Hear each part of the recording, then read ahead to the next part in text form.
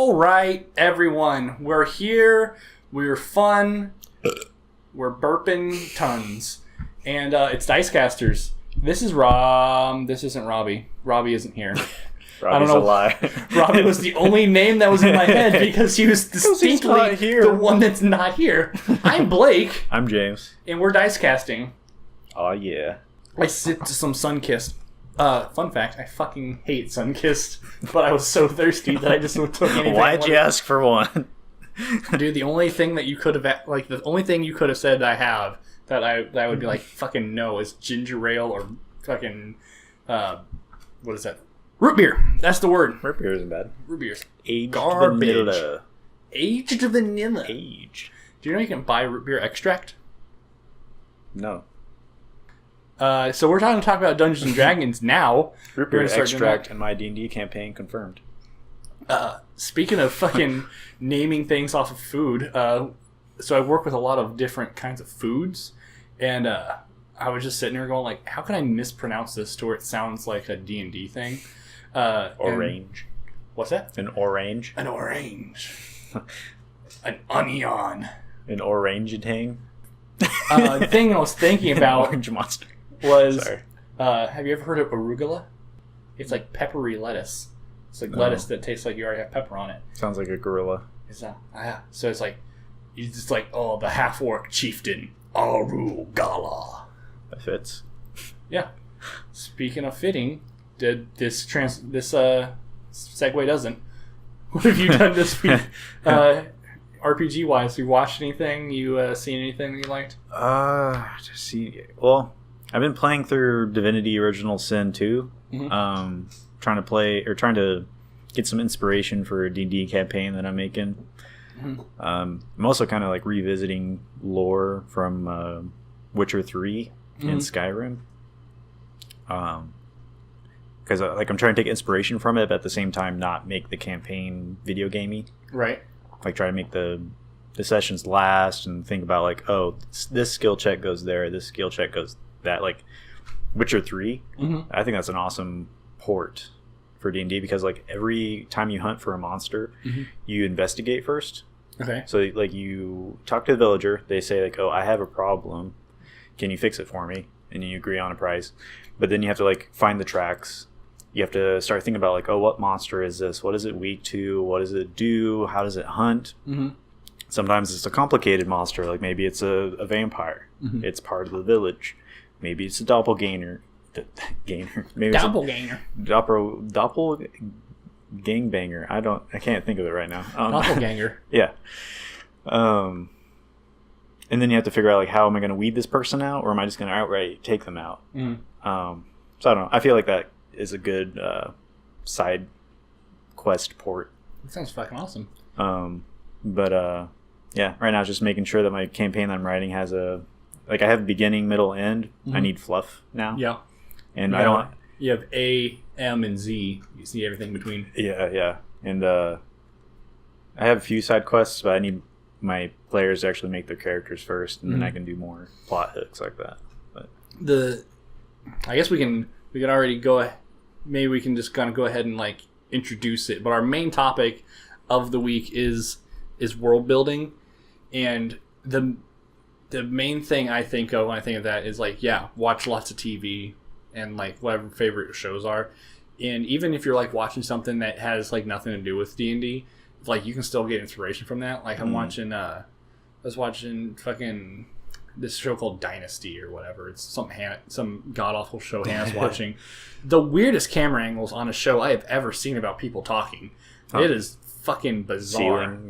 It's like I'm moving my hands in like a fucking mystic arcane way, and it's like what the camera does. And it's like it's going into somebody going, and Maurice is trying to get Cody out of the will. It's like, the fuck is any of this? But like the things I'm thinking of is like, okay, well, this is all like high corporate sabotage and shit. It's like, okay, well, how does that translate to D&D? I'm trying to figure out how it does. It doesn't. But devils, devils, stuff like that. Like but it's still all like cerebral. Yeah. But like that's like you can look and try to figure out where anything's gonna be. The main thing I take from the show is like they do like lots of really fancy dinner parties, and it's always like really tense. I'm throwing up air quotes when I say tense because the show cannot build tension if it was trying to fucking snap a piece of floss. But like the whole thing is like this person needs to keep this information from this person, but this person already knows the information. They're trying to get that person to spill the information to everybody else at this dinner party. Yeah. So it's like that's just a cool setup for like how can I improvise that into a D&D setting. Yeah, figuring out ways to like keep secrets, not even between players, but like between NPCs too. Yeah. And like I think something that I don't know that's challenging for me right now is like role playing an NPC in the terms of like what would they know and what would they not know, and how would they behave. Because like I can't remember where I saw it from, but there's like this example where like how to make travel interesting, and the party's going through this on their way to like this enchanted forest, but it's like how they get there. And it's like maybe they see like a farm hand on the side of the road in this farm. When the players talk to them, he shouldn't just immediately be like, yeah, the enchanted forest has deadly spiders, bad elves, and like he should just, maybe wave at them, and that's about it. That's what an average person would do. And the players engage them to just be like, oh, well, I don't see many people go in and out of there that often. Just trying to make them believable. And kind of talking about corporations in a sense. I've been trying to do more with like factions. And that's where like Skyrim kind of helps me out a little bit because there's a lot of different factions. Although they are a little cheesy in terms of like the Champions Guild is going to be quests, and the Thieves Guild is going to be stealing, and the Mages Guild is going to be mage stuff. Yeah, like there's some stuff where it's very heavy-handed, and actually like a campaign that I was building and then I fucking scrapped was because I was overbuilding it. Was going to have a Mages Guild, a Merchants Guild, which is going to be a Thieves Guild, because if you're a fucking guild of thieves, the last thing you're going to do is say, hey, want to join the fucking Thieves Guild? No, we're merchants, guys. We have wares, and we have gold and stuff. And, like, if you join each one of those factions, you get a buff or some kind of boon, and then you do quests for those factions because that's like your membership fee is, okay, well, now you got to go actually do something for them. But, like, then I literally was playing out every quest for anything they could ever possibly want to go do within each of those factions. Terrible idea. Don't do that. I think right now I got my beginning, middle, end, and some hooks. And I think that's hopefully as much as I want to plan out. Hopefully the players would either create what they want to do or to take the hooks. Because like you can't plan too much. Right. Because there's going to be so many unused things and just a lot of time. We were talking about in a different podcast of ours about how busy our lives can be, and sometimes you want to DM a great game, but you also have to think realistically, like what are my players going to do? It's trying to make factions interesting and have them have relationships with the other factions, and like what is faction B going to do when faction A does their thing? Right. I think I still need to make leaders for them. But I'm trying not to go too hard with it. And the most interesting thing you could do about that is have it be to where whatever quests you have your players doing, actually have them actually thinking like, well, fuck, this is going to piss off the red guys if I help the blue guys do this thing, but the blue guys really need to get this done so I can help them with this. Shit, what the fuck do we do? Like, that would be kind of really interesting. Make sure that, you don't have to make sure, but like it would be cool if every action you took had its reaction, Well, like for instance, I have I think the main boon I've had or blessing, whatever. The good thing I've had about doing my Flat World campaign, which is kind of my first real foray into DMing, has been that I've taken like 3 hiatuses. Fuck, I don't know how to say some of these words. Hiatusi. Is that since I have basically seasons or story arcs happening, I can then go, and this is the end of this season of the game, and then I get time to go, right, so then they were doing this, they want this, I'm going to have a point where they do this, because they were saying that they were trying to get this done. Like, for instance, I basically am going to straight up have, whenever I start playing my game, it's going to start with like, alright, so last time you guys left off, you guys were doing this, in order to reward them for that, they're going to go get special training to where basically they get a free class level or whatever. And then after that, they're kind of repaying that by going and doing one of 3 side quests. And then depending on what order they do that side quest in, will change kind of what order the other side quests are going to be available or in what capacity. And then I also said, like, if you don't want to do any of those side quests, that's fucking fine. What side quests would you want to do? And they were like, well, these are the side quests we would want to do if we didn't do that. And then that gives me, I fucking have a year to plan it. Yeah, that's cool too. My first campaign with 5e, I think I just did it all at once, and I knew what every set piece was going to be, so it had to go in that order. Mm-hmm. And there was like no downtime. Yeah. He's just like, okay, let's go to fight this, and then we'll fight that, and then we'll fight this, and then we'll fight that, and then the world will end on Tuesday. Mm-hmm. And this time I'm going to really slow it down a bit, be more break times. Like you have like 3 days, or like nothing happens until you do something. Right. What are you doing in your main time, or what are you interested in doing? Mm-hmm. I think another thing I'd like to do for my campaign, if my players are willing, is there's like this sheet that I found that, I wouldn't make my players fill it all out, but like it has some interesting things in there, like what is my character motivated to do? What is my character's flaw or fear? Tragic thing that happened in my past. Right. Stuff like that. It has a potential to have a lot, but you can just, fill out whatever you want. Blake farted, by the way. I don't know if you could hear that. I tried to put the microphone away from it. He lifted it up and hoisted it in the air to flee from his fart. It lifted up like the fucking, like the sword of power in He-Man. Yeah. Basically. Try not to drill that train of thought too much. What do you want your players to do? Oh yeah. So they can just fill out like parts of the sheet, and then that can tell you like, I can make this side quest because I know that their flaw of being an alcoholic, or want them to go to D&D version of Oktoberfest. Like it can help you create plot points and story points. Mm-hmm. And I was looking at like the Skyrim, or no, it's from Oblivion, I think, where you get drunk with a Daedric prince. Mm-hmm. And you wake up the next morning and all these things have happened that you have no idea about. Like you got married to someone, and you like killed someone's farm or something like that. It's been a while since I played it, but that seems like a fun side quest. Right. Except like when you have like a party of 4, you have to get them all drunk. Or you have to separate one guy off. Yeah. And then you have to be like, well, you guys all missed this somehow. Speaking of all of that shit,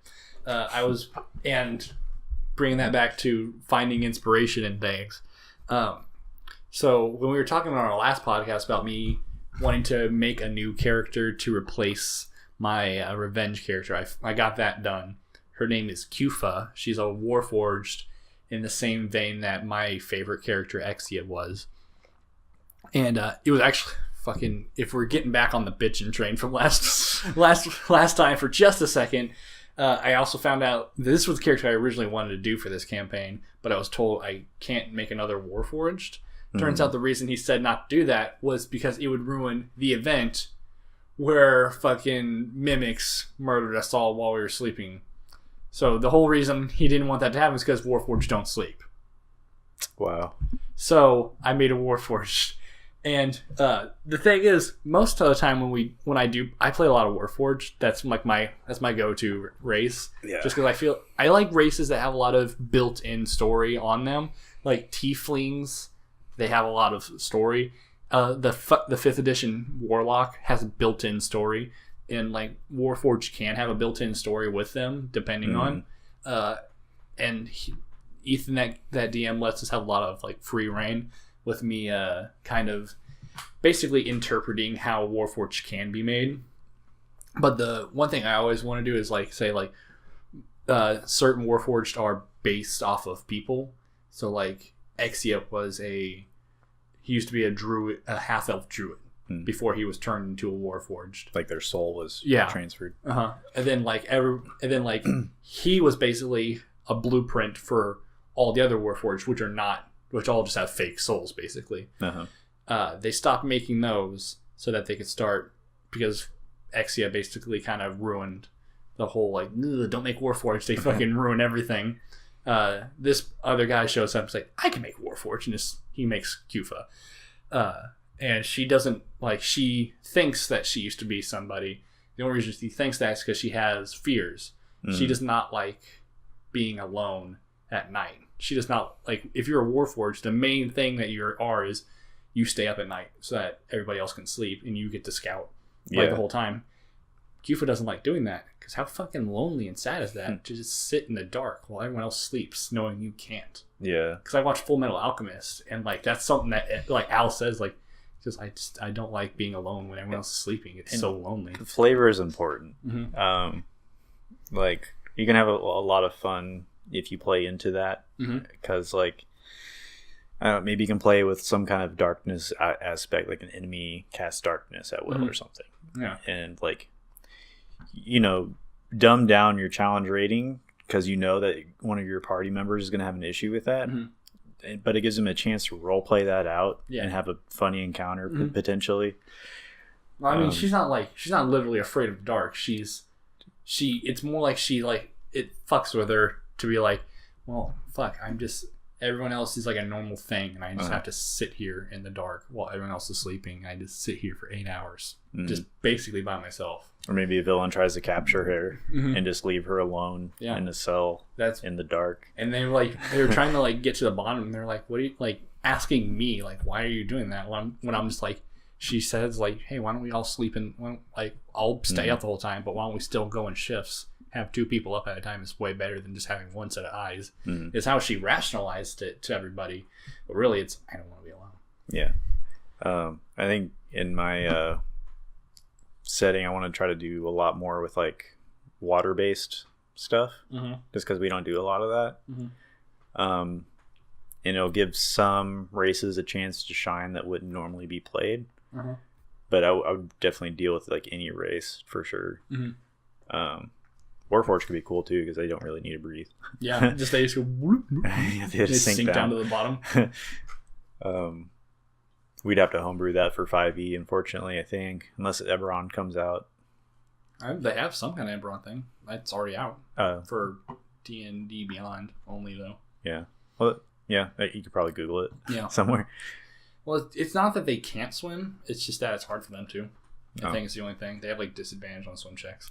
It's because they weigh like 800 pounds. The thing about underwater combat for 5 though is that like you have disadvantage with everything. Unless you have, except for spears. Yeah, spears, tridents, and I think short swords. Anything you can stab with. Yeah. Even spells though, because you have to go like. Woof, woof, woof. Imagine swinging your arms underwater trying to cast a spell. Yeah, but the only thing you need to avert that is just a swim speed. Oh, and that just goes away? Yeah. Then you can do everything normally. But any spells that grant that have a use now. Yeah. You know? I don't know. I think it'd be interesting. It'd be a change. Well, it wouldn't be completely underwater, obviously, but like then another cool thing you can do is like there's in the Drizzt books that me and Rob always talk about. There's an entire like 2 books where it's about Drizzt on a boat, and there's a ship wizard. Wizard. Yeah, they just call him the ship wizard because he's the wizard on the ship, and I forget his name, but he's a badass. And like they describe him as looking like a normal fucking wizard, but I always like to imagine him like looking like a wizard who's on the fucking sea a lot, so he's got like dreadlocks and stuff. Is he a wizard who's a ship, or is he a ship who's a wizard? He's just a guy. He's just a guy that casts spells on a boat. He just happens to be the only guy on a boat with a white beard. Yeah, and he's like no one fucks with him because he's like, okay, if they need to start going fast, he starts casting gust wind into the sails, so they start going off. Or if there's like someone shooting like catapults, because that's what they had when they didn't have cannons. They shot fucking catapults on boats, which sounds fucking insanity.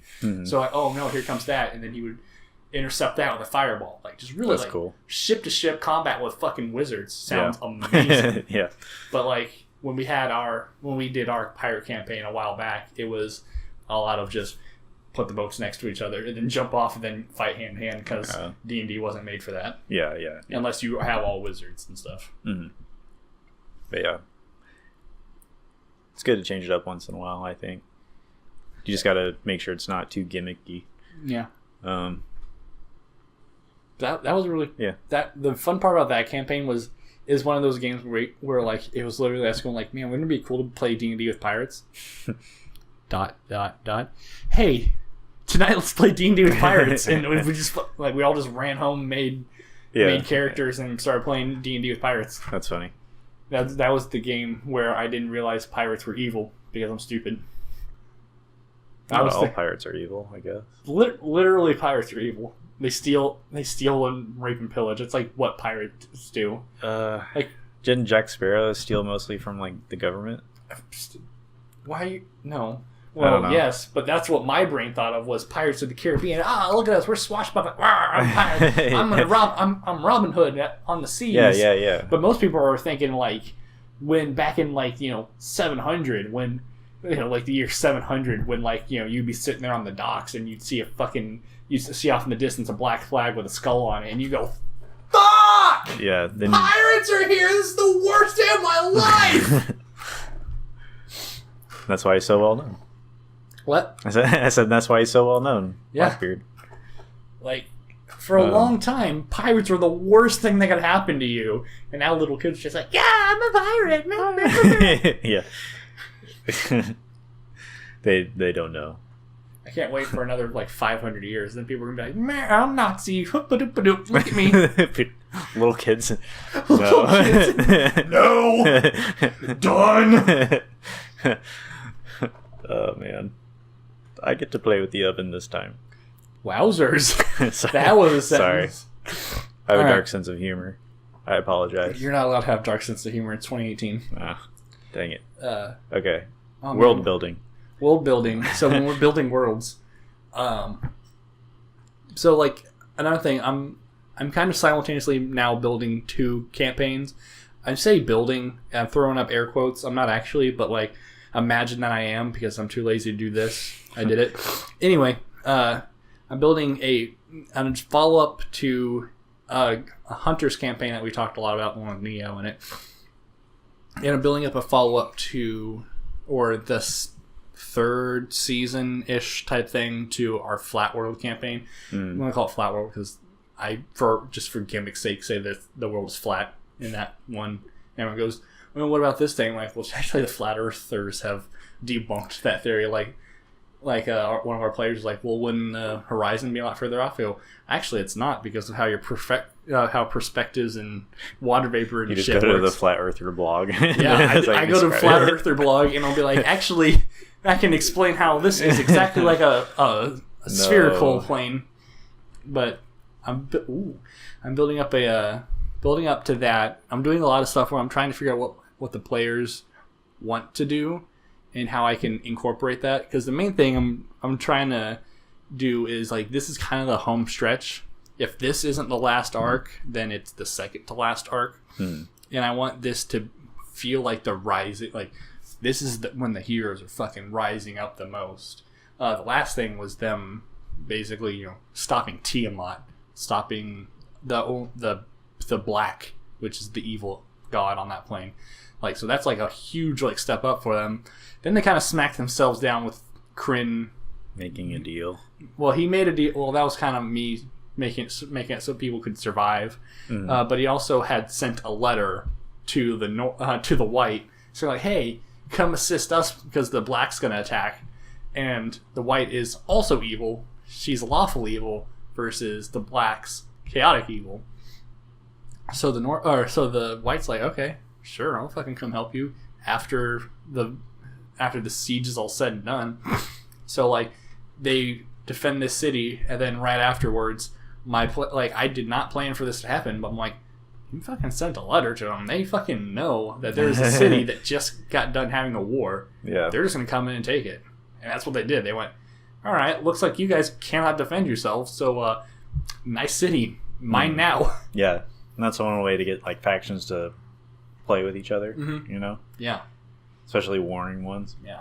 So we have a high of you just fucking beat a 5-headed lich or a 5-headed Draco lich, and now it just immediately drops by and it was all for nothing because you ruined it.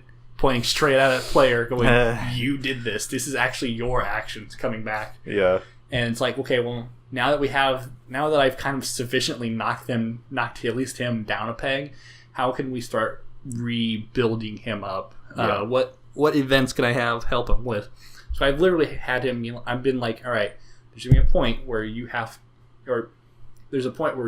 to explain these three things, basically like what you said with that piece of paper, where it's like what your player wants, this, what they want with that, what they want with this. And I was like, you're going to have to tell somebody this. Yeah. Know what that is. And basically, I've had him tell me that way I can build that to have happen or not happen, depending on what would be cooler. That was like the first campaign I played, like ever. So I didn't give you any of that. Yeah, it's hard. And even then, back then, my only advice would just to be like, my only advice was ever just keep asking yourself why. Yeah. Why is my character doing this? Well, okay, why is he doing that? Okay, well, why is he doing that? Okay, well, why is he doing that? And then you are then flushing out your own character that way. Yeah, I'm pretty happy with the character I made. If we do play that one again, the tiefling, yeah, tiefling winged monk, winged tiefling sacred monk, fist, sacred fist. Yeah, you just gotta find a sacred fist to teach you that, which is the biggest pain in the ass. See, and the main thing is I was rushing because Locke, the guy that died, was literally the exact same build as that guy. Yeah, and then like you're like, oh, I want to make that. I'm like, I need to hurry up and play this guy. That way I don't feel like I'm like ripping off his character. That's funny. But he's dead now, so fuck it, make him. Yeah, I guess so. Damn. Yeah, I mean he's already made and everything. See, and the main problem was like, Locke could never be a sacred fist because you have to find somebody that was a sacred fist in order to, because you have to get initiated by a sacred fist. Can I just say it's in my past? Nope. And I would always say that depends. If you're a level 8 character, you probably have. Yeah. It's very possible. And especially if there's a world that actually has sacred fists running around. In his world, it was all evil, so probably not. In my world, yeah. You should fucking find that. There has to be one guy somewhere. Yeah. In hiding. Yeah, and at the very least, it's like, oh, you want to meet the sacred fist? Oh, I haven't. There's a legend that says he's on the temple in the northern mountains of the Goldshire. Quest adventure. Bling, bling. Boom. Easy. Exclamation point over the guy's head. Yep. I haven't heard of the sacred fists in over 20 years. Blah blah blah blah blah. Maybe if you go to this library, you can find more about something about it. It's like, yeah. The easiest way for you to build your world is just ask your players what the fuck they want. Yeah, and I think the one that I'm making, I'm gonna have. It depends if you guys are going to be joining or not, but like if not, then it's going to be mostly new players, I think. So I'm going to have to try my best to get them to give me some, but not ask for too much and throw them off. So because there's always the thing with new players where, especially when and you kind of went through this when I was a new player, I remember what the idea for what I wanted as a character was. It's like, I want to be a cat man that has like super badass claws and he's like super fast and he runs and like slashes like 47 times, and someone's like, that's not impossible, but that's not really a thing. So like I had to reel it back in. So like there's a thing of like when you're asking your players like, what do you want to do, like what would your character want to do, and they're gonna go, I want to do everything. It's all like, the things. Ooh, calm down. I want level 20 abilities at level 1. Exactly. That's what everybody wants. Yeah. I have a guy. I at least have one person who's committed right now. And he wants to be like a barbarian. So like, I don't think he'll be too dissatisfied about the power of his character. No. Because barbarians will wreck some stuff at least. Yeah. Even then, like it's on the DM to like challenge that guy. Like you have to find some way to non-metagamingly get him out of the fight, if that makes sense. Just fucking throw any kind of mind control at him. Yeah. It usually just bricks him. Any will save. Let's see. We got the factions. I hate building cities. Cities are so fucking hard for me. Yeah. It's a great time when you can just be like, all right, what do you want? All right, here's a city. What are you looking for in that city? Is that there? Probably. Yeah. That's all you really need to know. So I don't know if this will make me seem cheesy or like I'm selling out or anything, but I think like I'm gonna use a lot of Skyrim's map. Oh no, that doesn't seem cheesy at all. That seems smart. Yeah, like I'm just gonna take the map. You know, I'm gonna change things. Like, you know, like each city isn't gonna be like exactly the same, but like there'll be the same amount of cities and the same amount of towns. And that way I can kind of just look at this map and like, oh yeah, there's a river here. This quest would go good there. This town is at a good position to fight this town. Right. And then my map's already done. One thing it might have been Matt Colville, maybe. Something like that. I was watching someone building a map, and they're saying like the easiest thing to do is just to Google a map. Yeah.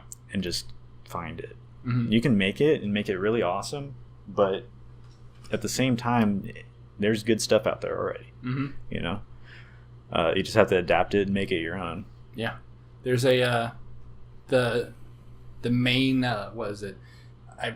For winning the last season of my Flat World campaign, I blew up the map that I had fucking used that I just found in a book. I was like, that's it, and I just blew it up and it's like there it is, boom, achievement unlocked. That's the map that you guys were playing on. That's the map.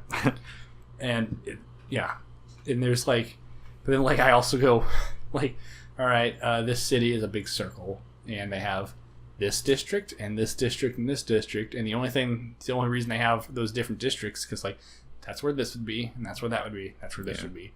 Like the what was it, the Hunter campaign all basically took place in the same city. You would venture out into the wilderness to go fight monsters, but then you always come back to the same city. And I was gonna have it to where it's like being streetwise to what was going on in the city, or knowing your way around the city was gonna be more beneficial to you. But then like, you know, after a while it's like, well, then you have to know like if the players use that to their advantage or not.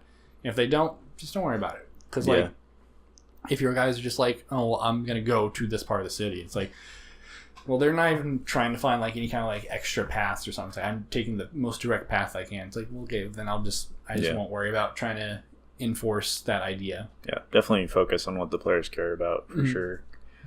But I figure just porting this map is probably the easiest way to go. I'm definitely going to take some things out and put some things in, but I think it'll be like an uncivilized, like not uncivilized, an unpopulated Skyrim. Okay. Like just less towns, more wilderness. But map building is difficult if you want to do it on your own. Like, you know, the town needs a stables, lumber smith. Some guy that's getting all the fucking firewood. Google who makes the bows, make a Fletcher. Like, you have to know all the terms too. Yeah. Like, it's like sometimes it's like, oh yeah, I guess this would be two different people. It's like the person that makes the fucking swords isn't also going to be the guy that sells the bows, really. Like, those are two very different skills. A wheelsmith? Oh yeah, someone who makes fucking wheels. That's a profession. That's its own thing. So, like, the stable hand probably doesn't break the horses. He probably just looks after them. Yeah, he probably just feeds them. He's like, I don't fucking sell horses, dude. Yeah. I keep a hold of them while people are in the town. Yeah. Speaking of which, there's this funny interaction that I was listening to, and it's like when all your players just try to sell things to like the blacksmith. Why would the blacksmith buy any of their stuff? Yeah. They sell what they're selling them, but better and clean. Yeah. Without blood on it.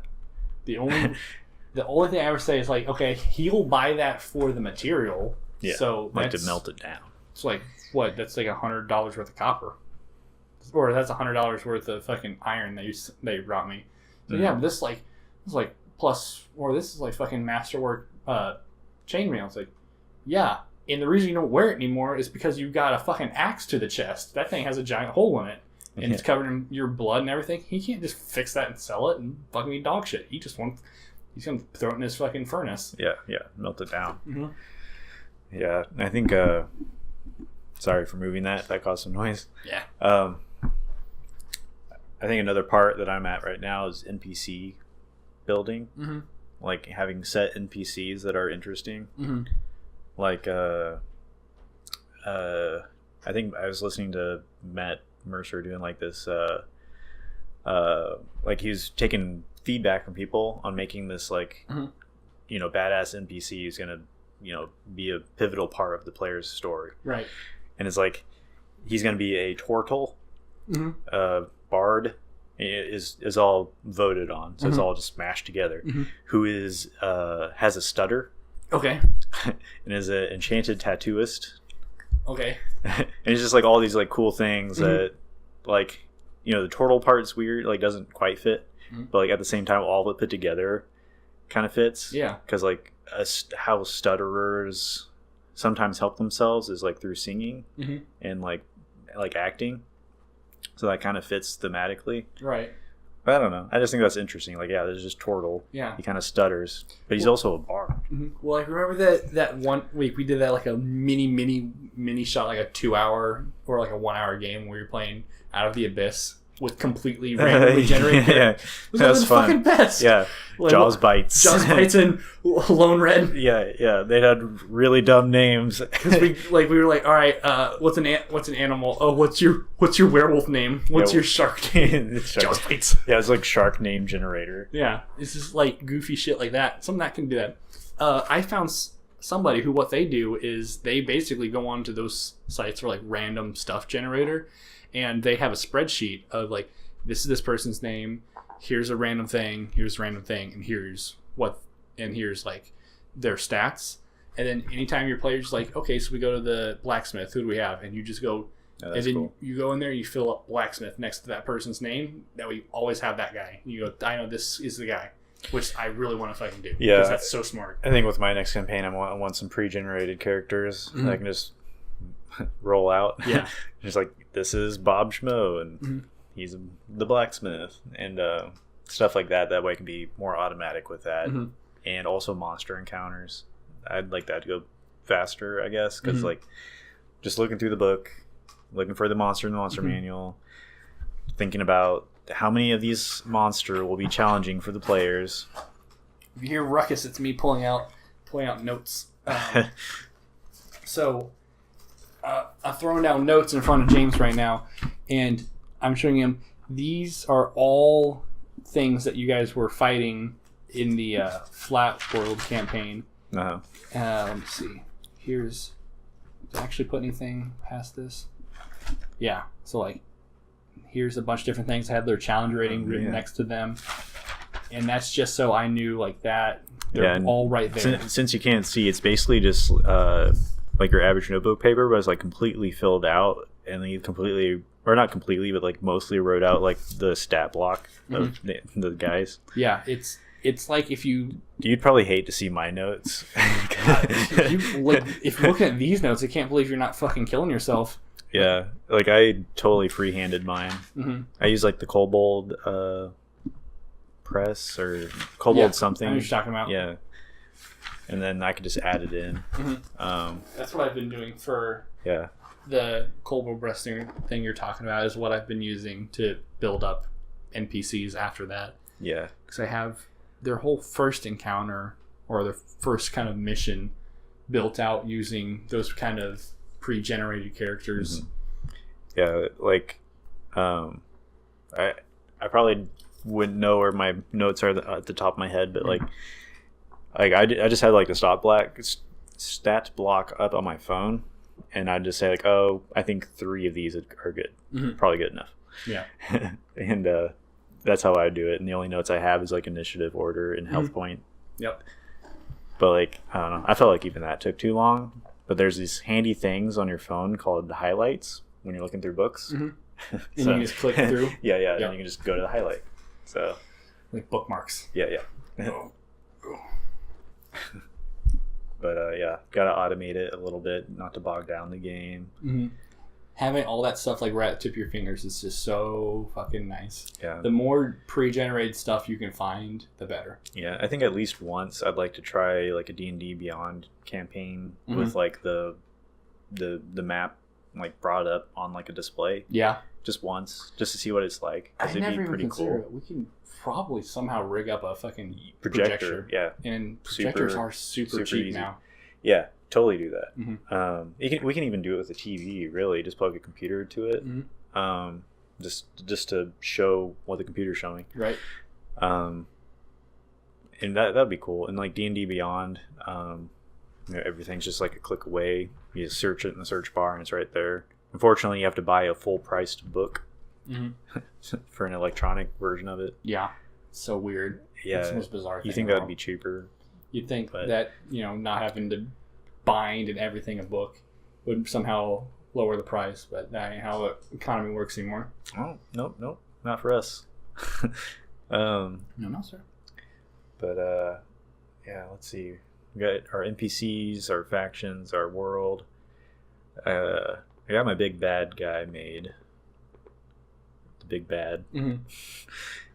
And, I feel like that's always one of those things you want to start from the top down with, is like your big bad. Yeah. With the future hunters, which I was calling it, like the hunters in the future, their kind of gimmick was that at the end of the last campaign, they had their minds literally taken out of their brains, and that can be put into other vessels, so that like basically this dude can summon up his hunters whenever he would need them. So they've been doing that for hundreds of years. And now this is like 5,000 years later. And now he is, calling on them once again. And the main thing I was having trouble with was, since I'm actually not building this in my own world, I'm building this campaign within Ethan's setting. Mm-hmm. I'm having to figure out, all right, this is 5,000 years later. What has changed? What's different? What can I use? What can't I use? And it was really fucking difficult because... I don't even know. I might have already fucking gone over this, or I might have just talked to you guys about it. But I kept trying to the thing is in the last campaign, you guys fought an army of orcs, literally decimated 3 armies of orcs and goblins, just fucking ruined them. It was sad. Yeah. Nia. We fucking destroyed a conclave of giants. Fucking ended them. We fucking whooped the shit out of some dragons and a Draco Lich. They kind of whipped our ass back. Whatever. Yeah. You guys beat a psionic vampire. You guys went all the way up to fighting an enclave of scions and ending literally a fucking basically close thing to a god in Duergar. Like, his name is Duergar, as in he is the first Duergar. Everything else after him is named after him. Yeah. Because all the other Duergars are we are Duergar. Like, that kind of thing. Yeah. End him. You fucking killed that guy. Like, holy shit. Mm-hmm. You got, that is some high level shit. And it's okay, well, where do we go from here? And it's I have to keep going up. So, I'm thinking, all right, I don't think he'll let me kill gods. That's silly anyway. So I'm trying to figure out where am I able to have you guys go up at? And I was hooked. I kept getting kind of caught on things all right, we can do that. I was thinking you guys take down an enclave of Rakshasa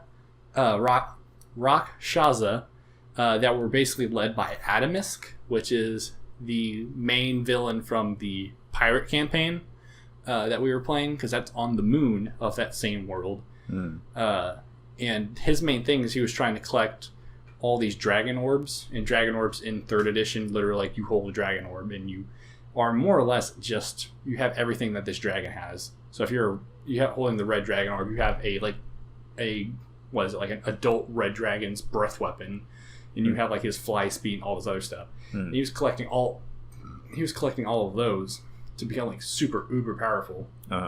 So I was and the only thing I knew for sure was that that guy had the red dragon orb and he was trying to collect more. And at one point I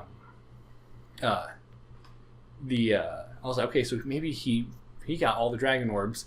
Having dragon orbs, that's gonna let you maybe having all of them allows him to have eternal dragon life, or at least super longevity.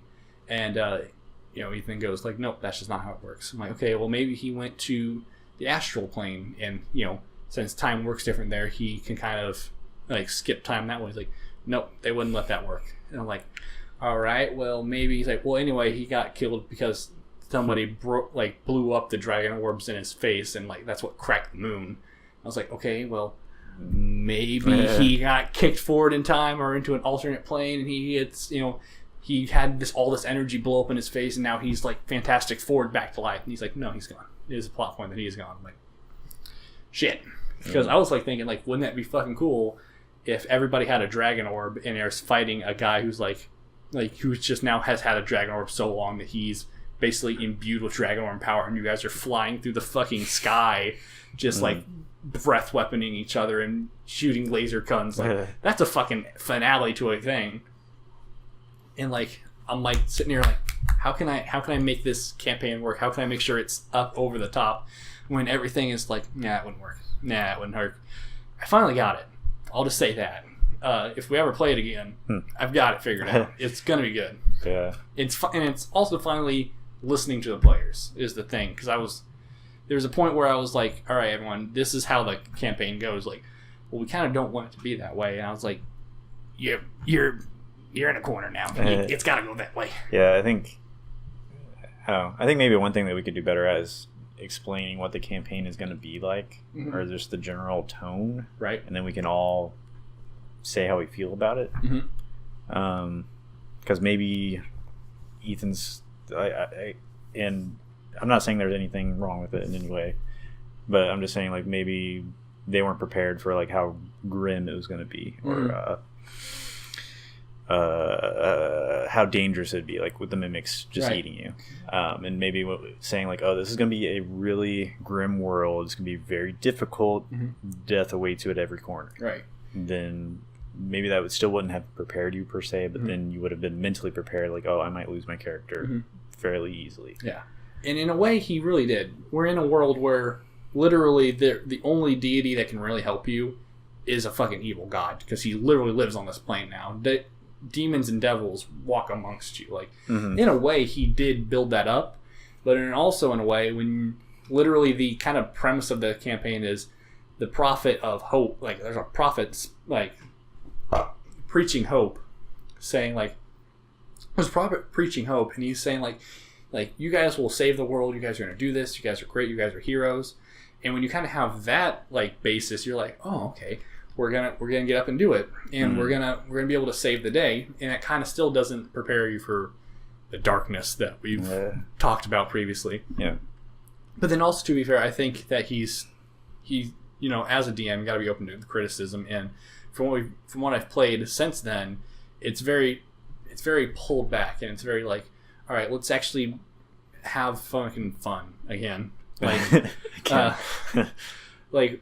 What were we doing? We fucking went through a cave and we were fighting goblins, or we were driving down the road and we parked for the night, and a druid came up and asked for help defending his grove.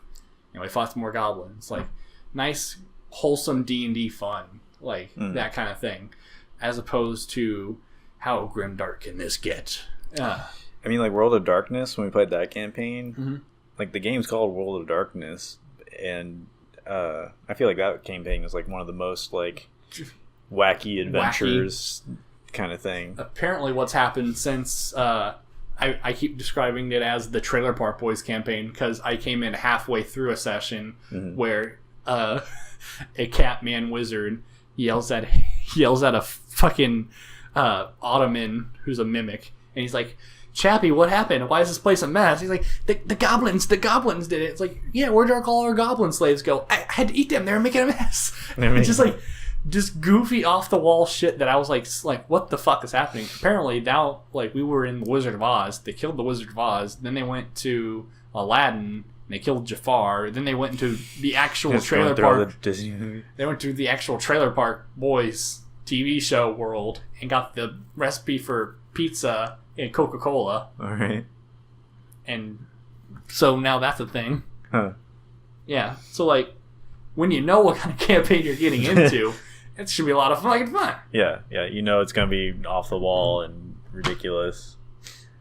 One thing, like, I've seen, especially a lot lately, a weird kind of, I don't know if it's weird, a pushback against wanting to have norms in D&D. I don't know if did we talk about this last time. I feel like maybe I don't, maybe a little, but not completely. So. Like a thing of so when you're building your world, you want to figure out like how kind of traditional D&D do you want to be? Do you want to have there are wandering bands of barbaric orcs and there are proud cities in the forest of wood elves, and every once in a while those fucking orcs will go, those fucking elves, we're gonna fucking burn down their goddamn tree houses, and you have to defend that.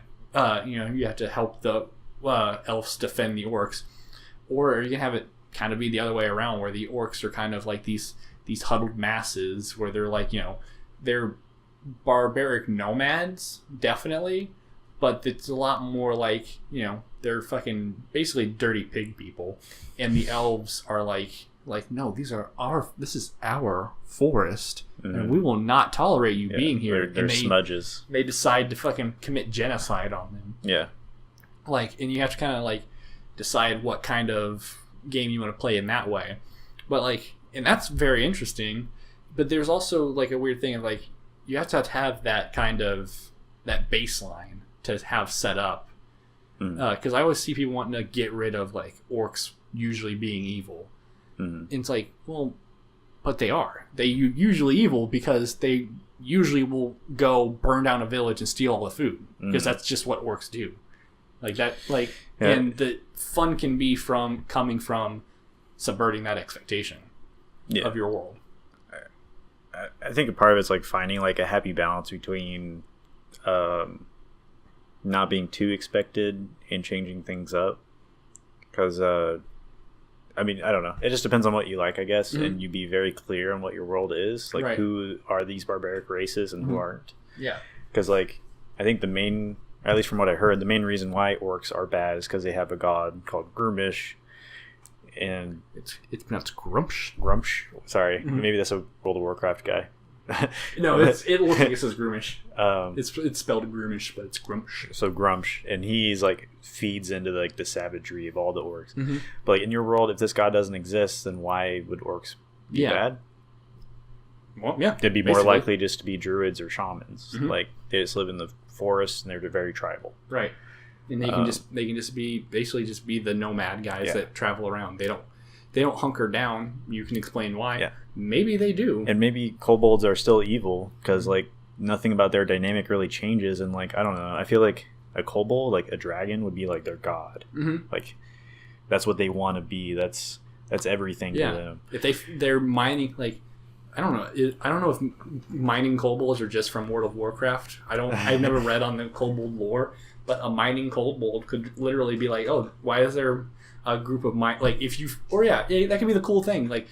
Okay, there's weird tapping going on in the mountains, and you've got to help this village figure out why the mountains at night just sound like they're getting scraped open. You find kobolds, and usually in a D&D setting, you go, whatever, it's fucking kobolds. But then in this world, you go, fuck, kobolds are mining. That means there's a dragon coming. Yeah, you guys got to get the fuck out of here. We can kill all the kobolds. That's not going to stop the dragon from coming. Yeah, you guys need to go. Yeah. Persuasion roll. If you fail, those are ways.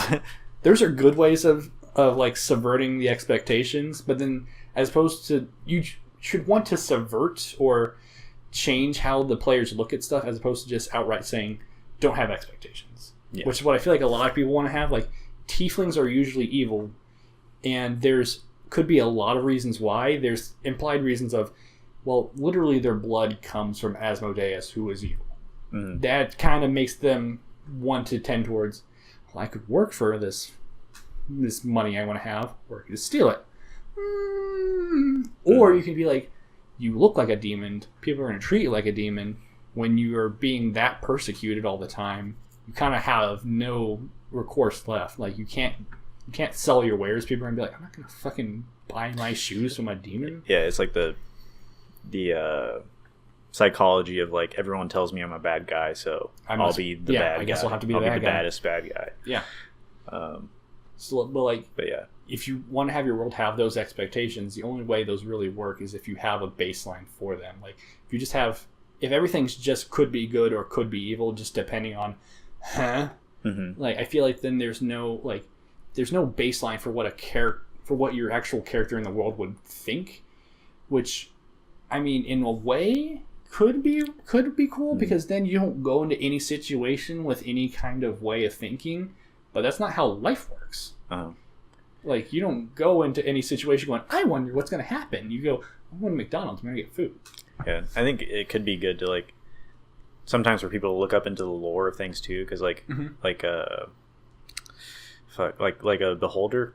Yeah, you expect them to be evil, but they're also very arrogant, and they all have personalities. Yeah. So like Xanathar, I guess I figured out that he's like supposedly like a master of like this like thieves guild like organization, and his whole deal is that he has the best like organization out there who can do whatever he wants with.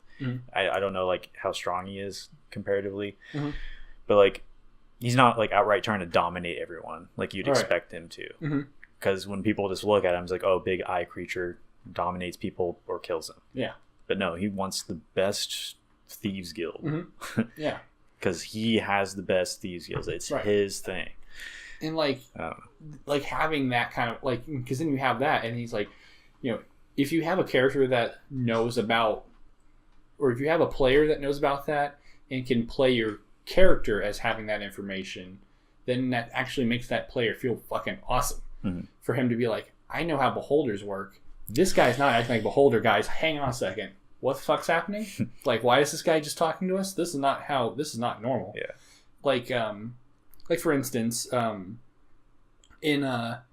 with Kufa, Exia was good. His whole thing was that he wanted to free people. He wanted to free his people. He wanted to free the Warforged from being slaves. Ends up destroying the world through a bunch of wacky misunderstandings.